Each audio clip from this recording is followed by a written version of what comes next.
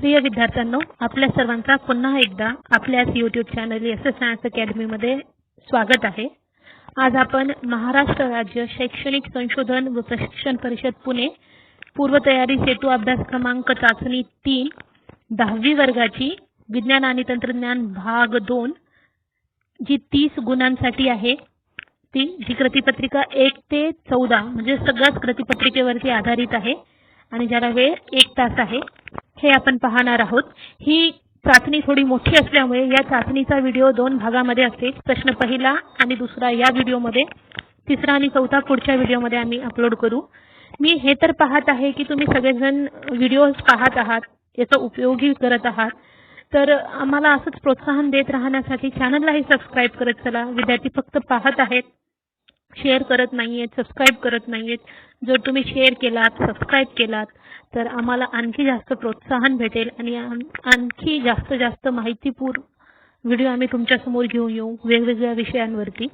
तर चॅनलला सबस्क्राइबही करत चला, तुमच्या फ्रेंड्समध्ये, तुमच्या क्लासमेट्समध्ये व्हिडिओची लिंक शेअर करत चला।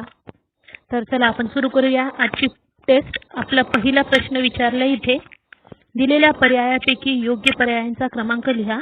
तर योग्य पर्यायाचा क्रमांक लिहून मी उत्तर लिहिलेले आहेत। पहिला आहे, याला 2 गुण आहेत। वनस्पतीची वाढ करणे हे डॅश ऊतीचे महत्त्वाचे कार्य आहे। तर वनस्पतीची वाढ ही विभाजी ऊतींमुळे होत असते। त्यानंतर दुसरा आहे, बोमन्स संपुटातील रक्तकेशिकांच्या जाळीला डॅश म्हणतात। तर रक्तकेशिकांच्या जाळीला ग्लोमेरुल्स असे म्हणतात। यानंतर दुसरा प्रश्न आहे, चुकी बरोबर ते लिहा। तर एक संकर पद्धतीत दुसऱ्या संतानीय स्वरूप विधा गुणोत्तर 9 3 1 असते। तर हे विधान चुकीचं आहे। हे द्विसंकर पद्धतीतील स्वरूप विधा गुणोत्तर आहे।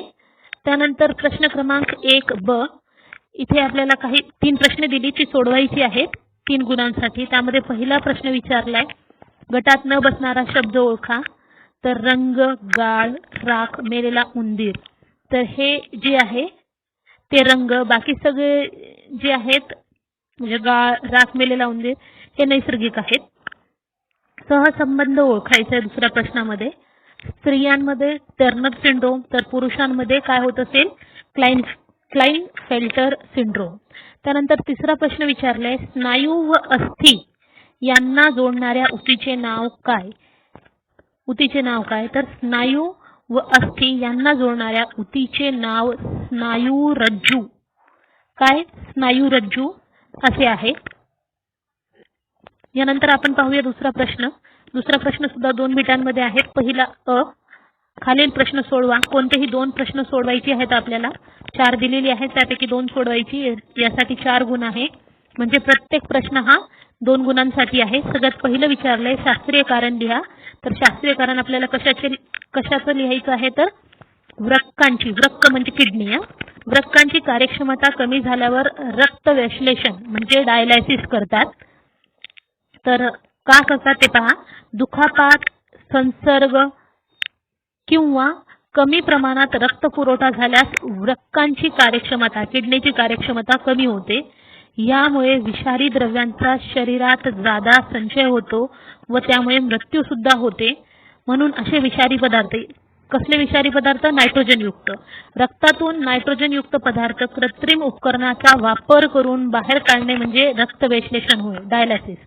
म्हणजेच हे विषारी पदार्थ काढण्यासाठी, म्हणून वृक्कांची कार्यक्षमता कमी झाल्यावर रक्त विश्लेषण करतात। त्यानंतर दुसरा विचारलाय, ओघ तक्ता पूर्ण करा। इथे घनकचऱ्याचे दुष्परिणाम आपल्याला लिहायचे आहे। एक दुष्परिणाम दिलेला होता तुम्हाला, बाकीचे 3 लिहायचे होते। तर 4 लिहायचे होते, घनकचऱ्याचे दुष्परिणाम आपल्याला लिहायचे। तर माती प्रदूषण, विषारी वायू निर्मिती, हवा प्रदूषण, रोग प्रसार, जल प्रदूषण, त्यानंतर वायू प्रदूषण, तर इथे लिहिलेलं आहे हवा प्रदूषण। असे बरेचसे प्रदूषण होऊ शकतात। यानंतर तिसरा प्रश्न आहे, आकृतीत दाखवलेली विकृती ओळखून नाव लिहा व या विकृतीचे वैशिष्ट्य लिहा। तर आकृतीमध्ये कोणती विकृती दाखवलेली हे आपल्याला ओळखायचं सगळ्यात पहिल्यांदा। तर आकृतीत दाखवलेली विकृती ही डाऊन सिंड्रोम किंवा मंगोलिकता आहे। आता याची वैशिष्ट्ये काय? यात गुणसूत्र रचनेमध्ये एकूण 47 गुणसूत्रे असतात. मानवामध्ये तुम्हाला माहित आहे 46 गुणसूत्रे असतात. यामध्ये एक जादा गुणसूत्र असतो म्हणजे 47 गुणसूत्रे दिसतात. या विकृतीला ट्रायोसोमी म्हणजे 21 असेही म्हणतात, कारण या विकृतीत अर्भकाच्या शरीरातील सर्व पेशीमध्ये 21व्या गुणसूत्राच्या जोडीबरोबर एक अधिकचे गुणसूत्र असते. अशी बालके शक्यतो मतिमंद व अल्पायुषी असतात. यांची मानसिक वाढ खुंटते. यानंतर पाहूया आपण प्रश्न दुसरा ब. खालील प्रश्न सोडवा. इथेही कोणतेही 3च प्रश्न तुम्हाला सोडवायचे आहेत. पहिला प्रश्न विचारलाय फरक स्पष्ट करा. तर यामध्ये आपल्याला द्विबीजीय व एकबीजीय वनस्पती यांच्यातील फरक स्पष्ट करायचा आहे. तर द्विबीजीय वनस्पती या वनस्पतीची बी 2 बीजपात्री असतात, तर एकबीजीय वनस्पतीची जे बी आहे ते 1 बीजपात्री असते.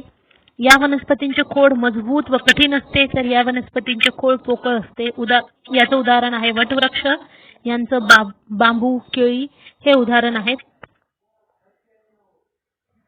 तुमचा प्रश्न प्रश्न दुसरा ब हा 6 मार्कासाठी आहे. कोणतेही 3 प्रश्न तुम्हाला सोडवायचे आहेत. तर चला पुढचा प्रश्न बघू.